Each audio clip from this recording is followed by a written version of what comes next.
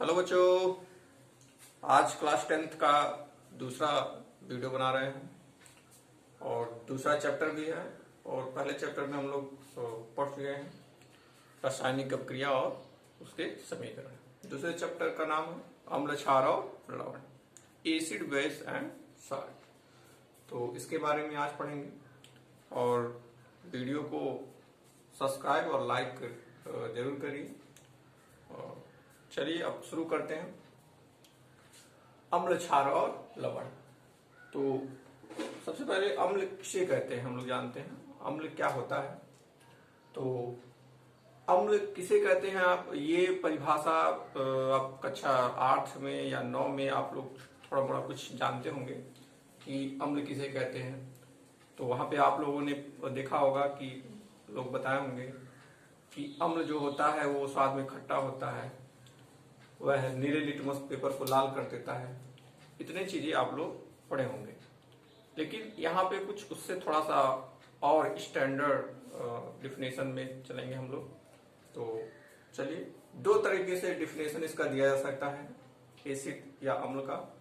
और जिसमें से पहला डिफिनेशन जो साइंटिस्ट ने दिया था उनका नाम है आर्हीनियस।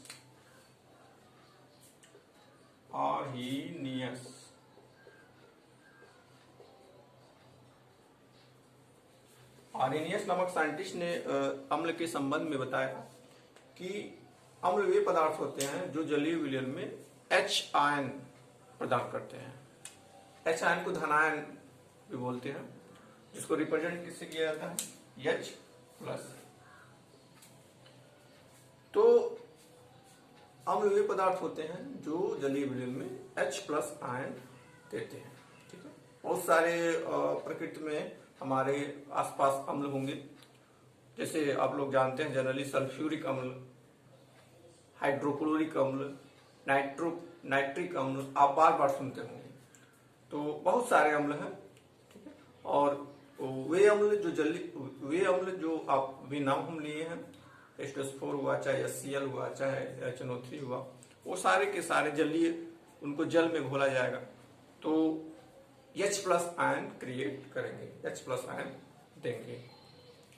तो उसको रिएक्शन के माध्यम से देखते हैं कि कैसे होता है। तो अगर हम HCl ले लें हाइड्रोक्लोरिक अम्ल, उसको अगर जल में हम मिलाते हैं, मतलब उसको एक्वस फॉर्म में ले आते हैं, तो होता क्या है, होता है वो जल में जाने के बाद H+ अलग हो जाता है और Cl- के रूप में अलग हो जाता है। तो जो ये जलीय विलयन बना उसमें H+ आपको मिल रहा है और Cl- मिल रहा है। और चूंकि ये जल में है इसलिए जलीय को इंग्लिश में एक्वस बोलते हैं। ये जो H और Cl है ये आयन के रूप में क्रिएट हो रहे हैं और जल में है इसलिए एक्वस, H+, ये एक्वस, Cl-। तो इसी तरह बहुत सारे एग्जांपल्स आप CH3COOH का ले सकते हैं। इनका भी अगर हम इनको भी जल में मिलाएंगे तो ये CH3COO- और H+ देंगे। नाम की बात करें तो इसका नाम है एसिटिक अम्ल।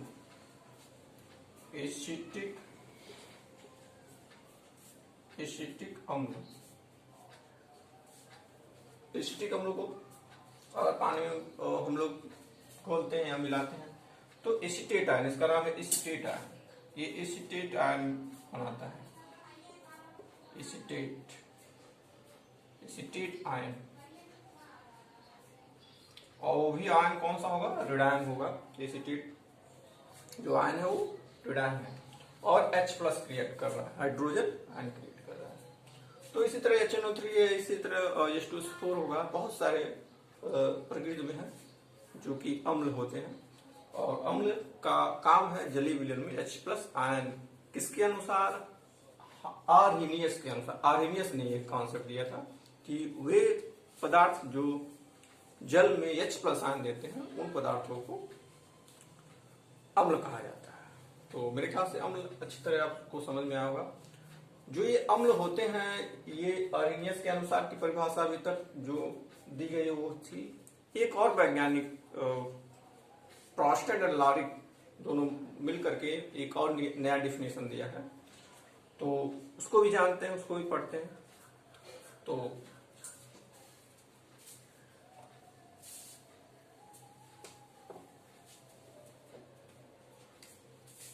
Brønsted and lauric, Brønsted and lauric, तो इन्होंने कहा अम्ल के परिप्रेक्ष्य में कि जो अम्ल होते हैं वो दूसरे पदार्थों को H+ आयन देते हैं, उन्हें डोनेट करते हैं, प्रदान करते हैं, दाता की तरह काम करते हैं। ठीक है, क्या कहा हमने?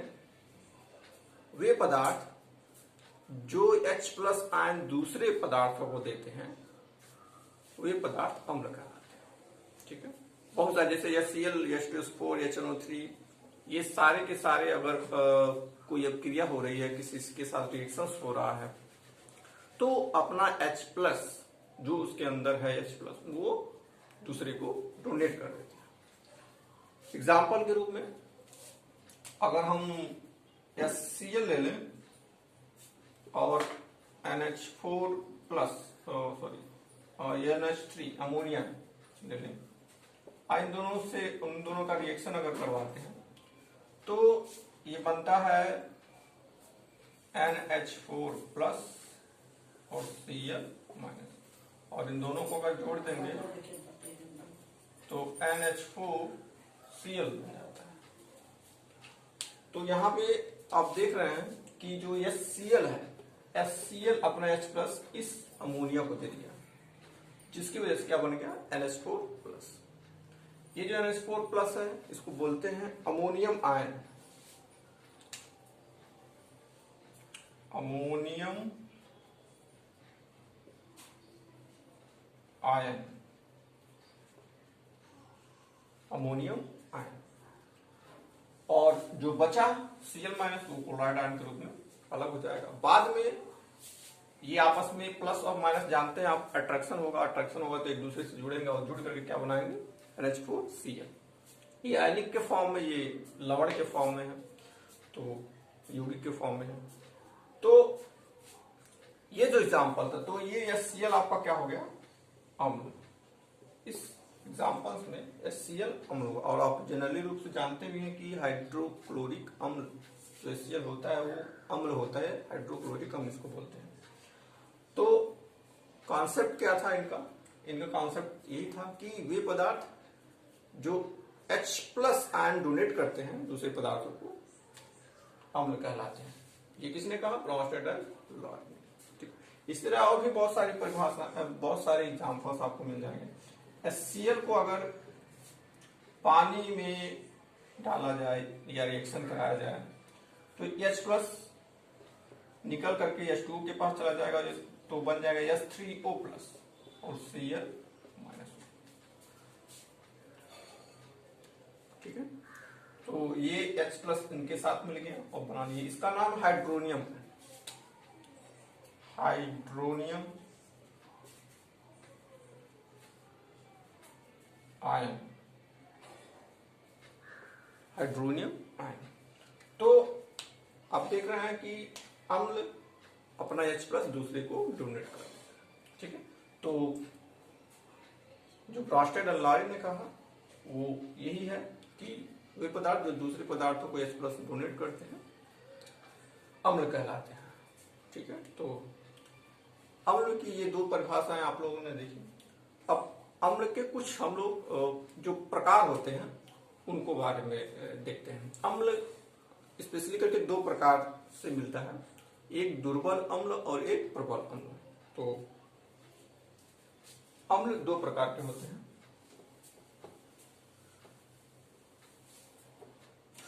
अम्ल को अगर कैटेगराइज किया जाए, वर्गीकृत किया जाए तो दो प्रकार से, दुर्बल अम्ल, दुर्बल अम्ल और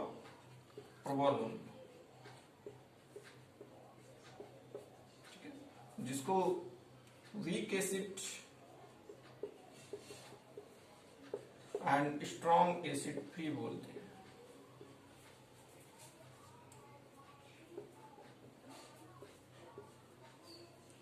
weak acid and strong acid भी बोलते हैं। तो जो दुर्बल अम्ल है और प्रबल अम्ल है, ये क्या करते हैं, इनकी क्या परिभाषाएं दे सकते हैं, ये होते क्या है? तो दुर्बल अम्ल वे अम्ल होते हैं जो जलीय विलयन में कम, मिनिमम सीमित रूप से आयनित होते हैं, और प्रबल अम्ल वे अम्ल होते हैं जो जलीय विलयन में पूर्ण रूप से आयनित होते हैं।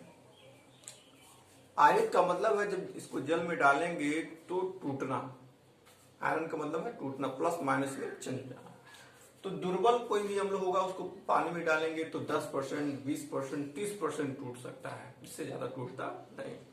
और अगर कोई प्रबल अम्ल डालते हैं, स्ट्रॉन्ग एसिड कोई डालते हैं, तो वो प्रबल रूप पूर्ण रूप से टूट जाता है। 100 का 100%, 90%, 95%, 100% टूट जाता है, आयनों में विभाजित हो जाता है, इसलिए इसको प्रबल अम्ल बोलते हैं। एग्जाम्पल्स के रूप में देखते हैं, एग्जाम्पल्स में कौन कौन से आएंगे। एग्जाम्पल में दुर्बल अम्ल में आपको बहुत अच्छा जो एग्जाम्पल है CH3COOH, एसिटिक अम्ल इसका नाम है, एसिटिक अम्ल। साथ साथ एक और है HCl, हाइड्रोजन साइनाइड जिसका नाम है, ये भी एक तरह का अम्ल है। तो ये दो प्रकार का आपका अम्ल है। और थोड़ा सा इससे स्ट्रॉन्ग एक और एसिड होता है SCOOH, इसको फार्मिक अम्ल में, ये भी वीक एसिड में आता है, लेकिन CH3COOH से थोड़ा सा स्ट्रॉन्ग होता है, थोड़ा सा स्ट्रॉन्ग होता है। तो इसको एग्जाम्पल में रहने दीजिए, ठीक है, कोई बात नहीं है। प्रबल अम्ल की बात किया जाए अगर, तो प्रबल अम्ल में बहुत सारे एग्जाम्पल्स, H2SO4, HNO3, HCl, ये सारे के सारे जो है प्रबल अम्ल है। सल्फ्यूरिक अम्ल का नाम सुना है, नाइट्रिक अम्ल का नाम सुना है, हाइड्रोक्लोरिक अम्ल का नाम सुना है, ये सब प्रबल अम्ल में आते हैं। अब एक चीज इसमें, ये जो अम्ल है, प्रबल अम्ल हो चाहे दुर्बल अम्ल हो, इनको इनका दो तरीके से सॉल्यूशन बनाया जाता है।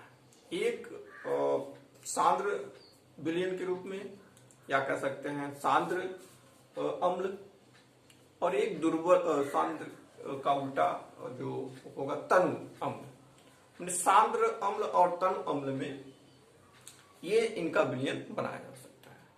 तो सांद्र अम्ल में और तनु अम्ल क्या है, या सांद्र विलयन भी इसको बोलते हैं, सांद्र विलयन और तनु विलयन।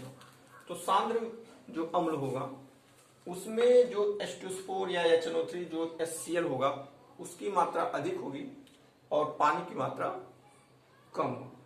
मतलब जो विलयन बनाएंगे वो H2SO4 और पानी से बनाएंगे, और जो वो विलयन प्राप्त होगा वो अगर H2SO4 अधिक है तो सांद्र होगा, और H2SO4 कम होगा, पानी अधिक होगा तो तनु होगा।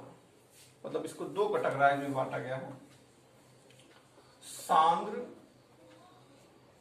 और तनु।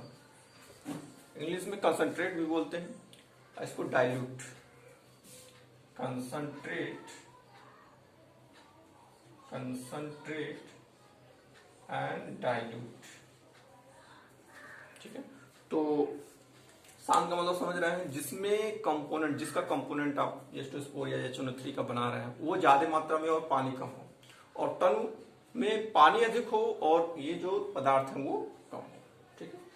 तो इसी तरह ये भी हो जाएगा, दुर्बल अम्ल में भी सांद्र होंगे, और तो अम्ल सांद्र भी हो सकता है, तनु भी हो सकता है। अगर पदार्थ की मात्रा अधिक है तो सांद्र होगा, पानी की मात्रा कम हो, और पानी की मात्रा अधिक है और पदार्थ की मात्रा कम है तो तनु होगा। तो जो पदार्थ जो विलयन बनेगा हमारा तनु होगा।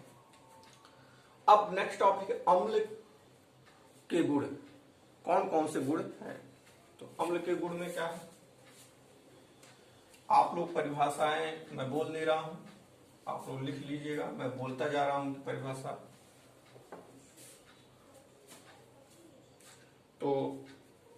अम्लों के गुण,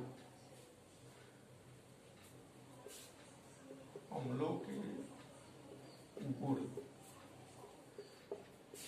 तो अम्लों के गुण में पहला गुण क्या होता है? सबसे पहला आप लोग जानते भी हैं, अम्ल स्वाद में खट्टे होते हैं। अम्ल स्वाद में खट्टे होते हैं।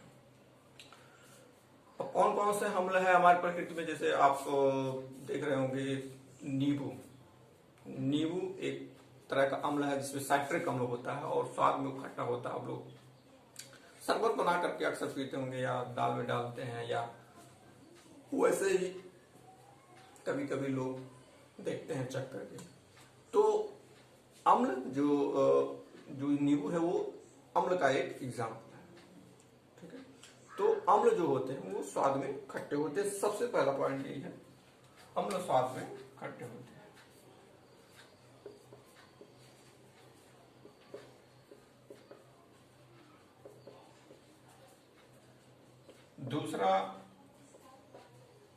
दूसरा आपका होगा,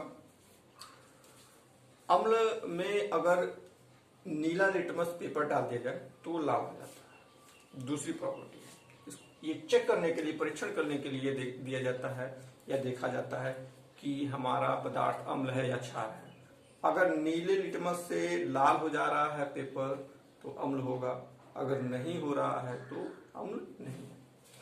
तो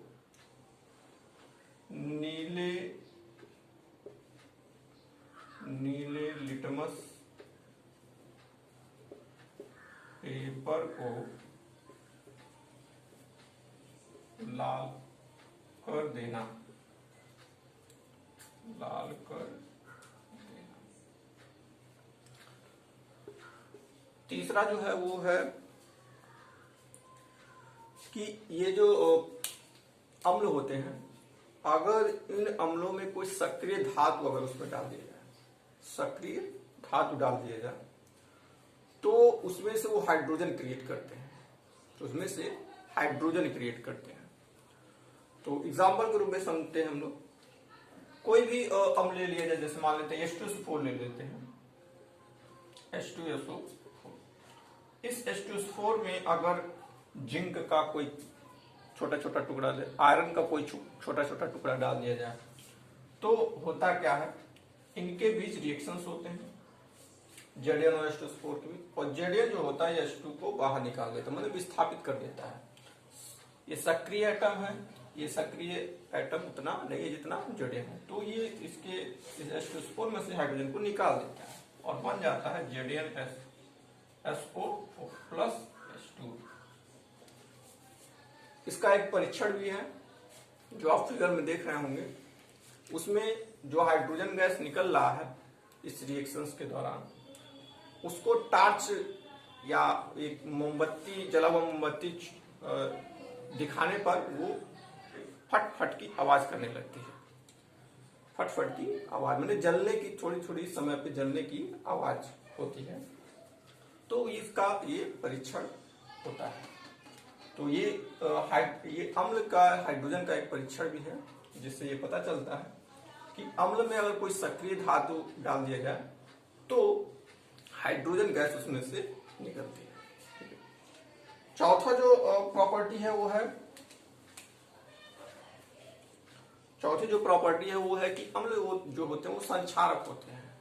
मतलब कहने का अर्थ है कि संक्षारक का मतलब वो अगर किसी चीज पर उस अम्ल को डाल दिया जाए तो उस पदार्थ को बर्बाद कर देता है, खत्म कर देता है, उसको जला देता है, ऐसा भी कह सकते हैं। जैसे स्किन पे हमारा है अम्ल डाल दिया जाए तो हमारा स्किन जल जाएगा, हमारा स्किन खराब हो जाएगा। पेपर पे डाल दिया जाए उस अम्ल को तो पेपर खराब हो जाएगा, जल जाएगा। तो अम्ल जो होते हैं वो संक्षारक होते हैं। अम्ल जो होते हैं वो संक्षारक, लिख देना है, अम्ल संक्षारक होते हैं। पांचवी प्रॉपर्टी जो है, पांचवी प्रॉपर्टी जो है वो, अगर सोडियम कार्बोनेट से अगर किसी अम्ल का रिएक्शन कराया जाए, मतलब धातु कार्बोनेट से अगर कोई अम्ल से रिएक्शन किया जाए तो लवण ऑर्गन बनता है। मान लेते हैं सोडियम कार्बोनेट है हमारे पास Na2CO3 और इनका रिएक्शन अगर कराया जाए HCl ले लेना है, HCl ले लेते हैं तो HCl से अगर रिएक्शन कराते हैं तो आपका साल्ट बनता है, लवण बनता है NaCl, यहां से Na यहां से Cl तो NaCl प्लस CO2 गैस बनेगा और H2O जल बनेगा। इतना बनता है, मतलब कि लवण बनेगा, इसको लवण बोल सकते हैं। सोडियम क्लोराइड एक लवण है, कार्बन डाइऑक्साइड बनता है और जल बनता है। कोई भी धातु कार्बोनेट अगर HCl से क्रिया किया जाए, H2SO4 से किया जाए तो यही प्रोडक्ट बनेगा। चाहे आप कैल्शियम कार्बोनेट ले लें, चाहे आप पोटेशियम कार्बोनेट ले लें, चाहे जिस तरह का कार्बोनेट ले लेंगे, कोई धातु कार्बोनेट हो, उससे अगर HCl H2SO4 से क्रिया कराते हैं तो आपका लवण बनेगा, कार्बन डाइऑक्साइड बनेगा और जल बनेगा। ठीक है, तो इस चीज को ध्यान रखिएगा। इसी के साथ साथ एक और परीक्षण है एनसीईआरटी के बुक में, ये हाइड्रोजन का परीक्षण था। यहाँ पे ये हाइड्रोजन का परीक्षण,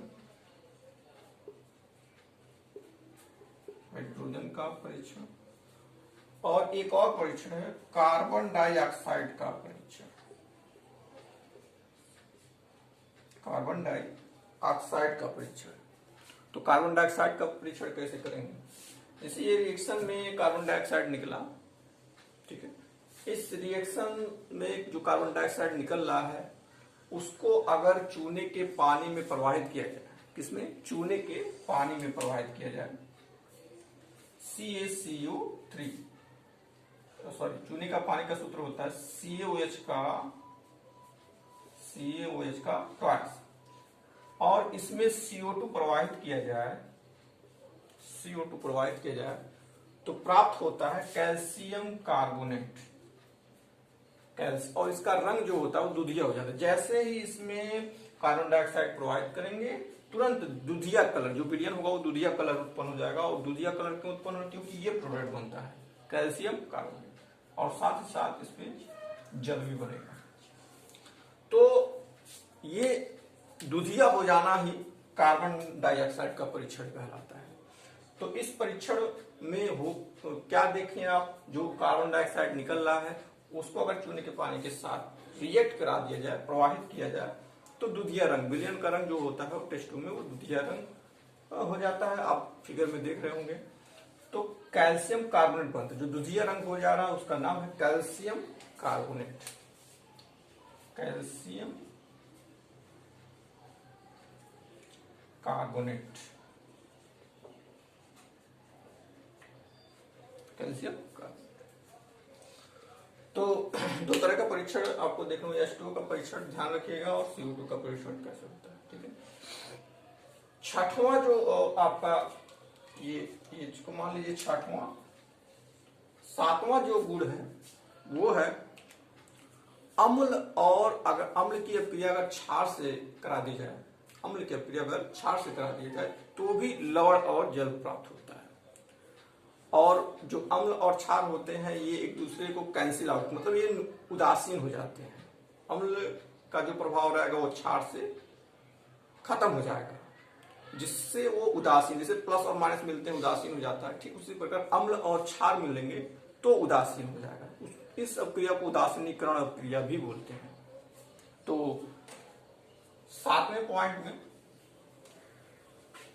सातवां जो हमारा है, सातवां वो अम्ल को अगर हम क्षार से रिएक्ट कराते हैं तो लवण और हमको जल प्राप्त होता है।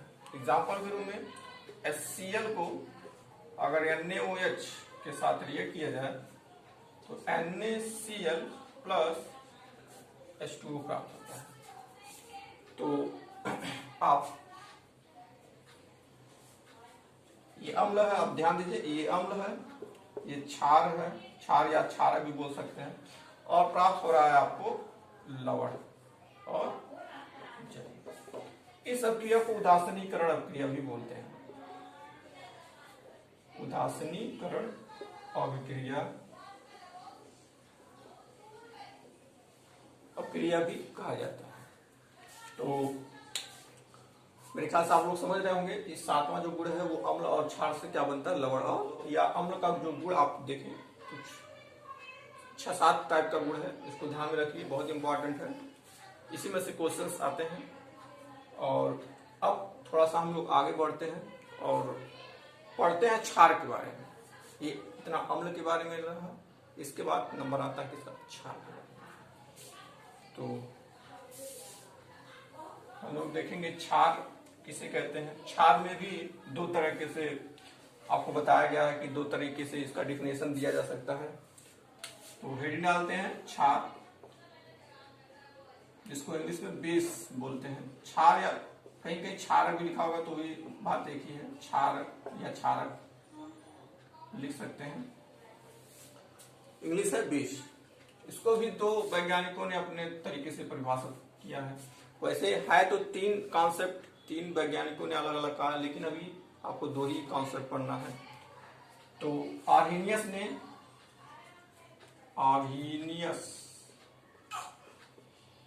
ने क्या कहा। आर्हेनियस ने कहा कि अम्ल वे पदार्थ होते हैं जो जलीय विलयन में OH आयन माइनस क्रिएट करते हैं या देते हैं। OH आयन माइनस जो देंगे वो क्षार या क्षारक कहलाएंगे। ठीक है। तो अब कौन कौन से पदार्थ OH दे सकते हैं, जैसे NaOH सोडियम हाइड्रोक्साइड हो गया, अमोनियम हाइड्रोक्साइड हो गया, NH4OH, ये सारे के सारे कौन क्या है, क्षार बेस। तो एक एग्जांपल भी लिख लेते हैं हम लोग। जैसे NH4OH को अगर हम जल में मिलाते हैं उस फॉर्म में, तो ये क्रिएट हो जाता है, बनाता है OH minus plus NH4 plus. इसी तरह NaOH की बात कर लिया जाए, इसको एक्वस जल में डालते हैं तो Na प्लस बनता है और OH माइनस बनता है। तो बहुत सारे क्षार हैं जिनको हम अगर जल में मिलाएंगे तो फिर OH माइनस क्रिएट होता है। OH माइनस क्रिएट हो रहा है, इस OH माइनस के कारण ही इनको कहा गया है क्षार। ये इसने कहा है आर्हेनियस ने कॉन्सेप्ट दिया कि वे पदार्थ जो जलीय विलयन में OH माइनस आयन देते हैं वो क्षार कहलाते हैं। दूसरा जो कॉन्सेप्ट है वो ब्रॉन्स्टेड एंड लारी ने दिया है। अम्ल का भी दिया था और क्षार का भी दिया है। तो Bronsted and lorry,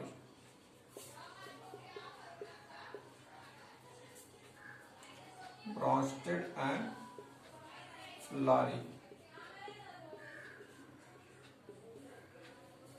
and Lowry ने कहा, क्या कहा, ब्रॉन्स्टेड एंड लारी ने कहा है कि क्षार या क्षारक वे पदार्थ होते हैं जो जलीय विलयन में से या किसी दूसरे पदार्थ से H प्लस आयन ग्रहण करते हैं, जो दूसरे पदार्थ से H प्लस आयन ग्रहण करते हैं। ठीक है। क्षार वे पदार्थ होते हैं जो दूसरे पदार्थों से H प्लस आयन ग्रहण करते हैं, क्या कहलाते हैं, क्षार कहलाते हैं। एग्जाम्पल के रूप में अगर हम अमोनिया ले लें, अमोनिया का सूत्र है NH3, अगर H2O मतलब जल में इसको घोलते हैं तो हमको प्राप्त होता है, ये जो अमोनिया है, अमोनिया में एक H प्लस आयन आ जाता है, मतलब बन जाता है NH4 प्लस और OH माइनस। बाद में ये दोनों मिलकर के क्या बन जाएंगे, NH4OH।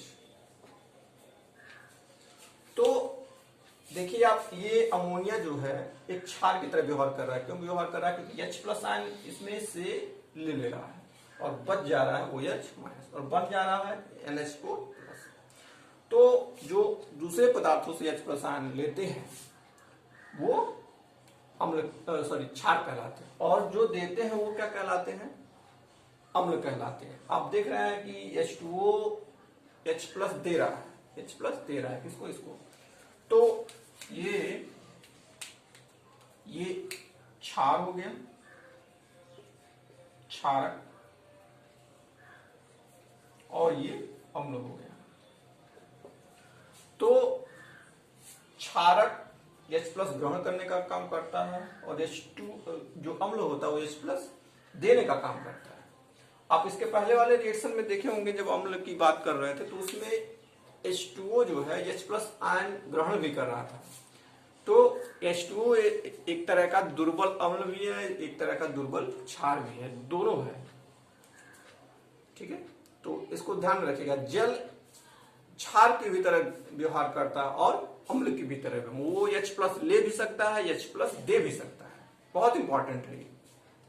जल दोनों की तरह व्यवहार करता है, दुर्बल अम्ल की भी तरह काम करता है और दुर्बल क्षार की भी तरह काम करता है।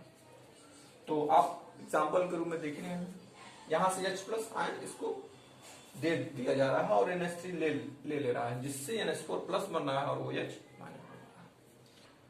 तो ये दो परिभाषाएं क्षार के संदर्भ में रही। अब इसके गुण के बारे में पढ़ते हैं। इसमें भी दो तरह के आपको दो प्रकार के क्षार मिलेंगे, दुर्बल और प्रबल। इसको भी हम साफ कर देते हैं। दो तरह के क्षार होंगे, प्रबल क्षार और दुर्बल क्षार। अब प्रबल क्षार और दुर्बल क्षार वही कॉन्सेप्ट जो अम्ल का था, प्रबल अम्ल और दुर्बल अम्ल का। जो पूर्ण रूप से जलीय विलयन में आयनित हो जाते हैं वो प्रबल होते हैं, जो आंशिक रूप से आयनित होते हैं वो दुर्बल होते हैं। एग्जाम्पल के रूप में ये पूर्ण रूप से आयनित,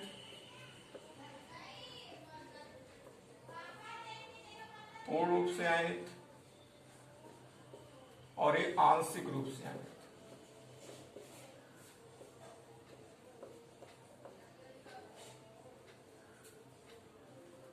आंशिक रूप से एग्जाम्पल के रूप में, एग्जाम्पल के रूप में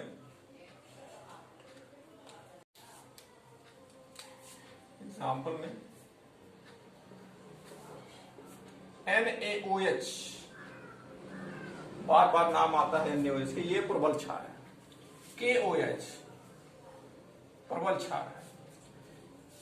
और एक और एग्जाम्पल अगर लिया जाए NH4OH, ये भी बहुत बार आता है और ये होता है दुर्बल क्षार। बहुत इंपॉर्टेंट, NH4OH दुर्बल क्षार है, ये ध्यान में रखिएगा। लोग बहुत कंफ्यूज होते हैं दुर्बल क्षार और प्रबल क्षार में। तो NaOH KOH क्या है? प्रबल क्षार है और NH4OH जो है वो दुर्बल क्षार है। तो दो तरह के क्षार, प्रबल और दुर्बल। ठीक, जो पूर्ण रूप से आयनित हो जा रहा है वो प्रबल है, जो आंशिक रूप से आयनित हो रहा है वो दुर्बल है। चलिए अब इसके गुण की बात करते हैं हम लोग। क्षार के गुण।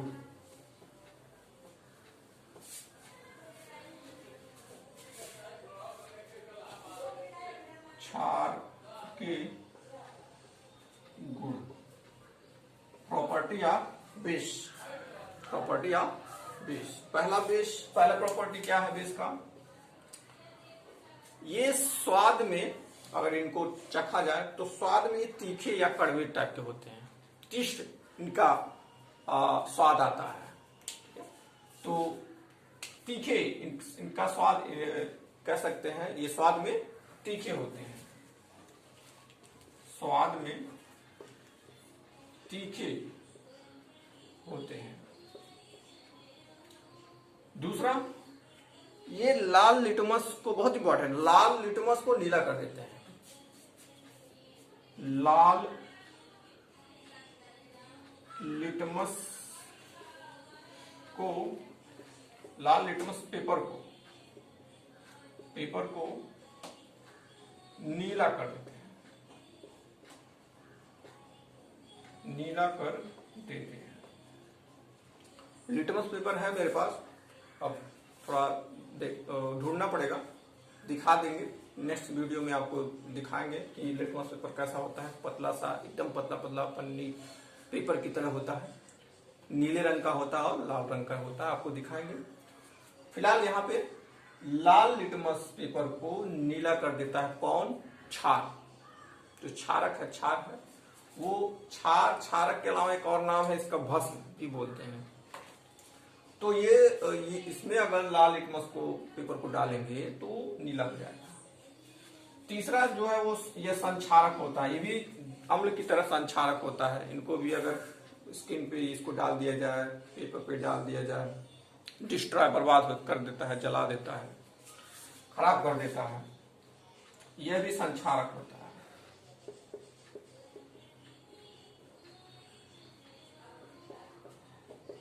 यह भी संक्षारक होता है। चौथी प्रॉपर्टीज में आप पिछली बार बताया था कि अम्ल क्षार से अपक्रिया करता है तो लवण बनाता है। तो ठीक अब क्षार अम्ल से अपक्रिया अगर करेगा, क्षार अम्ल से अपक्रिया करेगा तो क्या दूसरा प्रोडक्ट बनेगा? नहीं, वही प्रोडक्ट बनेगा, मतलब कि लवण बनेगा और जल बनेगा। लवण बनेगा और जल बनेगा। जैसे एग्जांपल के रूप में NH3 अमोनिया, आप जान रहे हैं क्षार है। क्या है? अमोनिया क्षार है। अमोनिया क्षारीय पदार्थ है और इसको अगर हम NaOH या HCl ले लें, या एक और एग्जांपल ले लेते हैं अमोनिया की जगह पे NaKOH ले ले रहे हैं, KOH प्लस H2SO4 ले ले रहे हैं, इसके साथ रिएक्शन करा दे रहे हैं तो ये हो जाता है K2 बनता है लवण K2SO4 plus H2, K2SO4 plus H2, K2SO4 plus H2। ठीक है, बैलेंस नहीं है, आप लोग बैलेंस करना हम पिछली वीडियो में बता चुके हैं। 2 पोटेशियम में तो क्या करना पड़ेगा? यहां पर भी 2 करना पड़ेगा। अब 2 हाइड्रोजन हो गए हैं, 2 हाइड्रोजन यहाँ, 4 हाइड्रोजन, तो 4 हाइड्रोजन यहाँ भी होना चाहिए। अब 2 2 4, 2 ऑक्सीजन है, 2 ऑक्सीजन यहाँ पर भी है, यहाँ पर भी। सल्फेट एक है, सल्फेट एक है, 2 पोटेशियम है, 2 पोटेशियम, सारा चीज बैलेंस। तो बैलेंस करना बहुत जरूरी है। जितना एटम स्थिर के इधर होना चाहिए उतना ही एटम स्थिर के इधर भी होना चाहिए। इसको क्या बोलते हैं? रिएक्टेंट, अभिकारक। और उसको क्या बोलते हैं? प्रोडक्ट, उत्पाद। तो ये छोटी छोटी बेसिक चीजें हैं जो पहले ही कक्षा में बता दिया गया है। ये ध्यान रखिए, बहुत ही इंपॉर्टेंट है। अभी हाई स्कूल के बच्चों के लिए ये बहुत ही इंपॉर्टेंट है कि अम्ल क्या होता है, क्षार बैलेंस कैसे किया जाता है, रिएक्शन कैसे होते हैं।